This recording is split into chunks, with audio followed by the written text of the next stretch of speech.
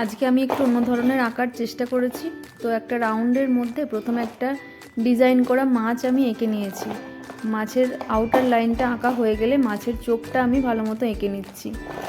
চোখ আঁকার পরে পুরো মাছটার বডিটাকে আমি ছোট্ট ছোট্ট সূক্ষ্ম ডিজাইন দিয়ে ফিল আপ করে নিয়েছি। এই ডিজাইনগুলো সাধারণত মান্ডালা এবং মধুবনী আর্টে দেখতে পাওয়া যায়। এগুলি দেখতে খুবই অসাধারণ লাগে।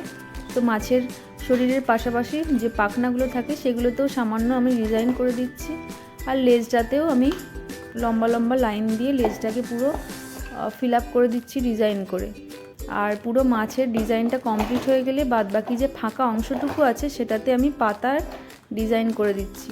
তো ছোট্ট ছোট্ট পাতাগুলো এঁকে তার মধ্যে আরেকটু ছোট্ট ছোট্ট পাতা দিয়ে এই পাতার মধ্যিখানগুলো ফিল আপ করে বাইরেগুলো পাপড়ির আকারে আমি বর্ডার দিয়ে দিচ্ছি। তো পাপড়িগুলো প্রথমেই এঁকে নিয়ে এবার পাপড়িগুলোর ওপরে শেড দেওয়ার জন্য পাপড়িগুলোর অর্ধেক অংশ আমি ভাগ করে নিয়ে সেই অংশটুকু পেন্সিল শেডের মাধ্যমে ফিল আপ করে দিচ্ছি।